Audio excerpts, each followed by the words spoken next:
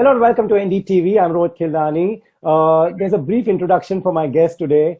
He has won, if I'm not wrong, 6 national awards, 2 Academy Awards, 2 Grammys, 1 BAFTA, 1 Golden Globe, Padma Bhushan by the Indian government. Mr. A.R. Rahman, thank you so much for giving me time. It's such a pleasure. Thank you. When I say this introduction, your fans would say this is just the beginning. Mm-hmm. The best is yet to come always. Yeah, of course. Right. So I watched your episode which will be out on NATGEO.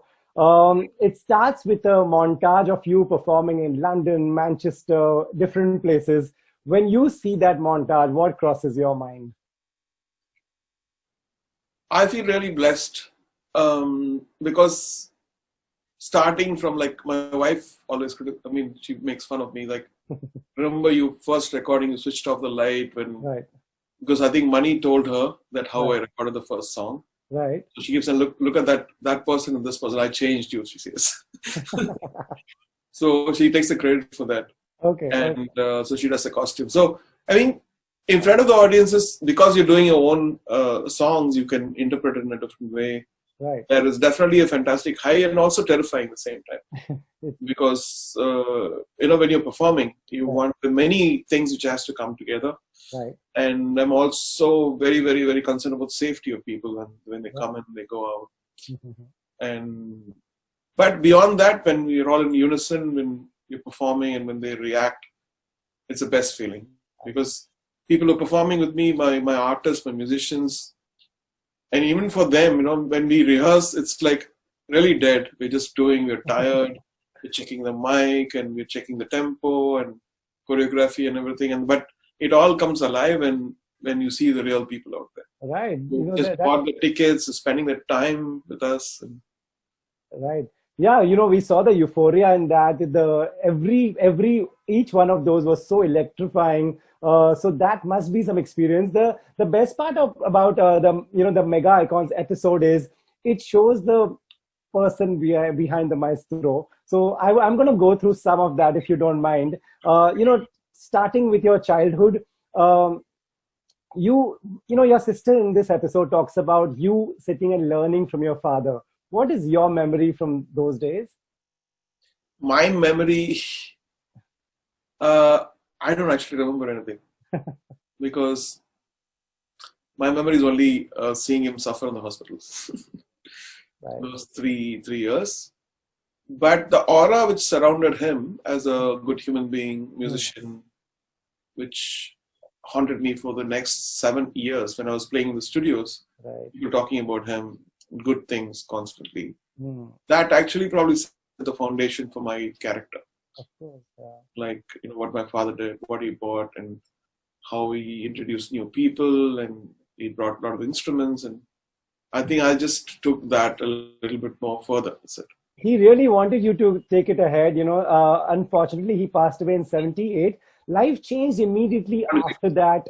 After that, you were working in studios, you were setting up equipment. Mr. Bharatpala talks about taking you on a scooter.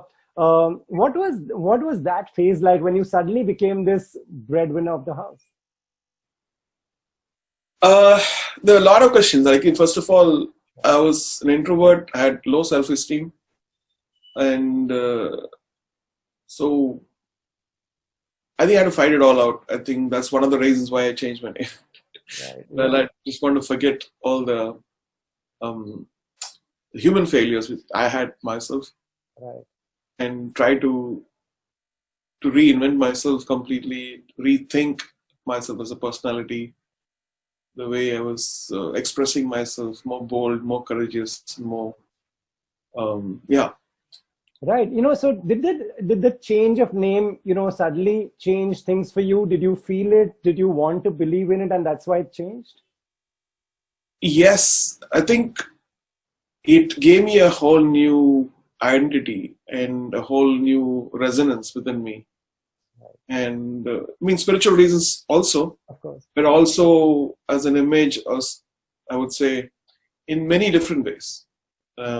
Spiritual reasons one. Right. And the other is also like you're being born again and you your instincts have been different, become different. The pessimistic attitudes which I had all changed. You are saying this on TV that, there are A.R. Rahman songs which have not released. Filmmakers are going to come calling after listening to all this.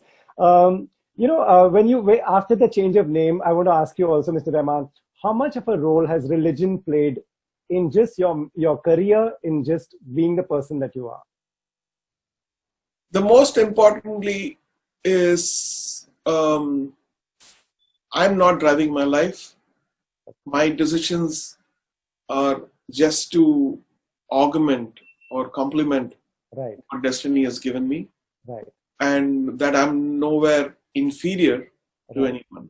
Only through my deeds I'm superior, not through the birth or not through where I'm born, but so there's a larger perspective in my life, and that perspective actually changed me. Like, I'm not inferior to this people, that person, all that, those things which mentally torture you, those walls you created, those walls the society has created, right? Those were broken. And so initially, like even when I used to play in the studios, like, you can't do that. So that kind of talks usually come among friends, and those are broken. It's like, it can happen. Now there's a whole new system of believing in my mind, right. And it psychologically affected me in a good way, and also not to go over the board, like, right. In a very spiritual sense, which is very universal in every religion. It talks about ego. It talks about when there's ego inside, there's no God inside. Right. Only one could have space. Right. So that ego is a personal ego, not a creative ambition. So I try to, even that was a confusing. So if person doesn't have ego, why does he create great things? He can't create great things. It's like, I don't need to work.